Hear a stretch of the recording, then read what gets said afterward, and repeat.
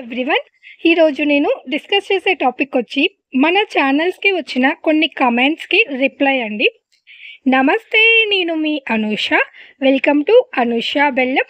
First time మన ఛానల్ని ఎవరైనా చూస్తున్నట్లయితే సబ్స్క్రైబ్ చేసుకోండి, నచ్చితే లైక్ చేయండి, షేర్ చేయండి. ఫస్ట్ కమెంట్ వచ్చేసి సైన్ దమాజా rice husk can we use, వరి పొట్టుని మనము సాయిల్ మిక్స్లో యూజ్ చేయొచ్చా అని అడుగుతున్నాడండి. యాక్చువల్లీ తను వచ్చేసి మనము కార్డ్బోర్డ్స్ నుంచి సాయిల్ మిక్స్ ఎలా చేయాలో చూపించాను కదా, ఆ వీడియో చూసి దాని కింద కామెంట్స్లో రాశాడు వరి పొట్టుని కానీ మనము సాయిల్ మిక్స్లో యూజ్ చేయొచ్చా అని.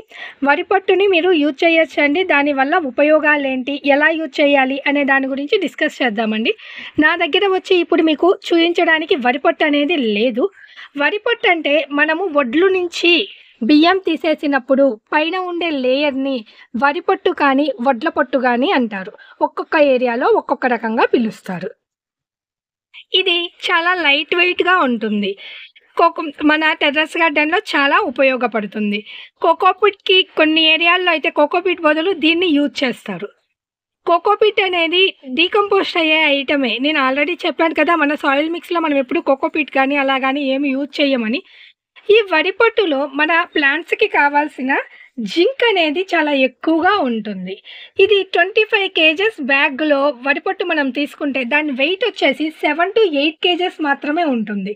అంత వెయిట్లెస్గా ఉంటుంది. మీ దగ్గర ఎక్కడైనా వడ్లు మిల్లులు ఉంటే ఫ్రీగా కలెక్ట్ చేసుకోవచ్చు, లేదా వాళ్ళు ఏమన్నా కాస్ట్ వేసినా కానీ అది మనకి చాలా తక్కువ రేటుకే వస్తుంది. ఈ వరి పొట్టులో pH లెవెల్ వచ్చేసి 7.1 ఉంటుంది. అది క్రమానా డీకంపోస్ట్ అవుతుంది కదా, ఆ డీకంపోస్ట్ అయ్యేటప్పుడు దాని pH లెవెల్ వచ్చి 6.1కి వస్తుంది. అది మన మొక్కలు పెరగడానికి చాలా బాగా ఉపయోగపడుతుంది. మనము పాటింగ్ మిక్స్లో వాడుకోవచ్చు, ప్లస్ మల్చింగ్లా కూడా వాడుకోవచ్చు. అంటే సమ్మర్ సీజన్లో మనకి ప్లాంట్స్ ఊరికనే మట్టి ఎండిపోతుంది కదా, మనము పైన ఒక ఎండాకులు కానీ కార్డ్బోర్డ్స్ కానీ వాడాలి. 1 ఇంచు వాడితే అప్పుడు సాయిల్ కొంచెము వెట్టుగా ఉండి మొక్కలు డల్ అవ్వకుండా ఉంటాయి అనుకుంటాం కదా. అలాగే దీనిని అలాగే 1 ఇంచ్ వరి పొట్టుని మన మొక్కల పైన మల్చింగ్ లాగా, కుండీల పైన మల్చింగ్ లాగా మనము యూజ్ చేసుకోవచ్చు. సాయిల్ మిక్స్లో యూజ్ చేసుకునే పని అయితే 2 ఈక్వల్ క్వాంటిటీలో యూజ్ చేసుకోవచ్చు, లేదా కంపోస్ట్ అండ్ వరిపొట్టు మట్టి 3 ఈక్వల్ లెవెల్లో కూడా మనము మిక్స్ చేసుకొని మన గార్డెన్లో యూజ్ చేసుకోవచ్చు. మనము కిచెన్ వేస్టేజ్ కంపోస్ట్ చేసుకుంటాం కదా, ఆ కిచెన్ వేస్టేజ్ కంపోస్ట్లో కూడా మనము ఈ వరిపొట్టు అనేది యూజ్ చేసుకోవచ్చు. అప్పుడు ఆ వరిపొట్టు ద్వారా అది స్మెల్ రాకుండా ఉంటుంది, వాటర్ రిటెన్షన్ బాగుంటుంది. ప్లస్ మనము సాయిల్లో మిక్స్ చేసినప్పుడు అది మాయిశ్చర్ ఉంటుంది. కుండీలో మట్టిలో మిశ్రమం ఉంచినప్పుడు మనకి సాయిల్ని తడిగా ఉంచడానికి ఉపయోగపడుతుంది. అలా అని ఆ మాయిశ్చరు మన మొక్కల రూట్స్ని కుళ్ళిపోయేట్లు చేయవు. అవి మొక్కలకి కావాల్సిన వరకు మాత్రమే ఉంటుంది. అంటే మొత్తం వాటర్ అనేది డ్రైన్ అవుతుంది, కానీ మాయిశ్చర్ని మాత్రమే, తడిని మాత్రమే హోల్డ్ చేస్తుంది. అలానే నీళ్ళగా ఉండదు. నీళ్ళగా ఉంటే మన రూట్స్ అనేవి కుళ్ళిపోతాయి.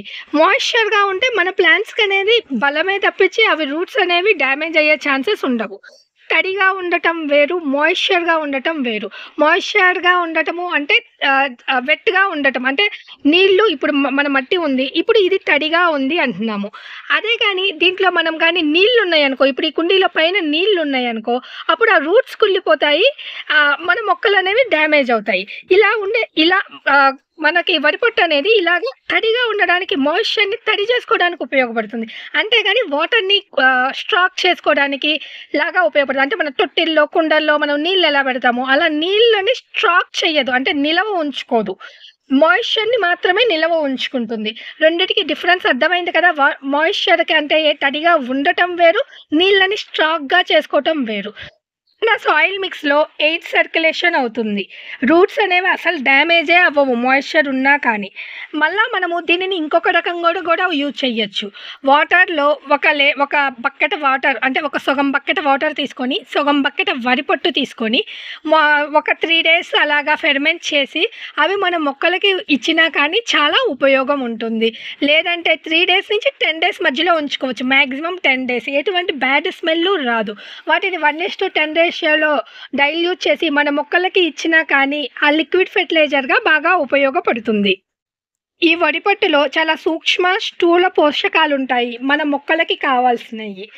బొగ్గు, మన సాయిలు 2 మిక్స్ చేసుకొని, మట్టి మిక్స్ చేసుకొని పెట్టుకుంటే అది బయోష్యూర్ అంటాము. అది మాయిశ్చర్ అనేది హోల్డ్ చేస్తుంది అంటున్నాం కదా!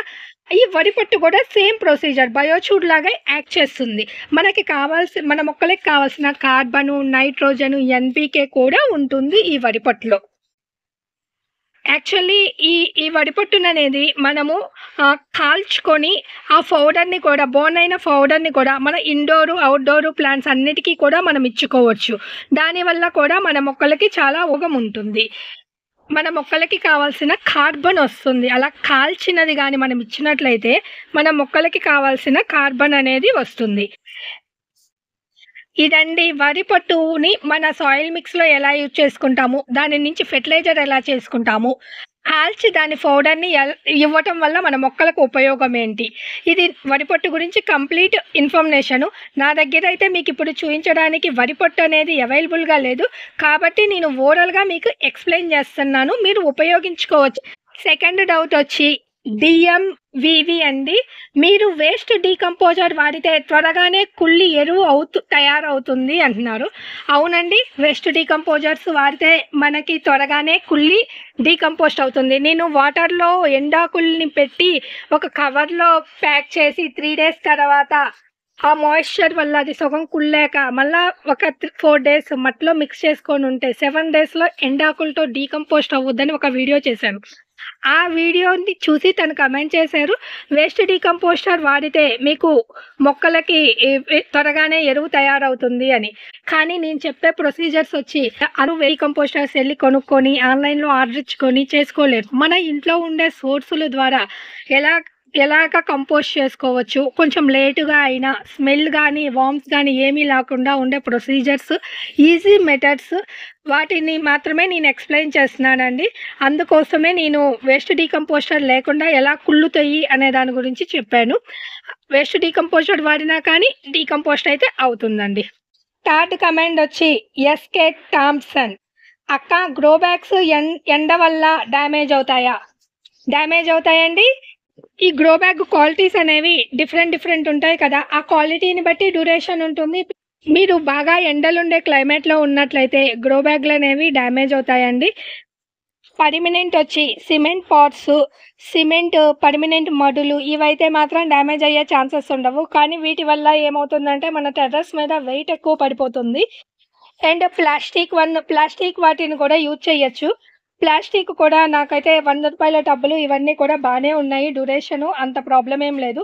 గ్రో బ్యాగ్స్ నేనైతే 5 ఇయర్స్ నుంచి వాడుతున్నాను. ఇప్పటి వరకు ఎటువంటి ప్రాబ్లము లేదు.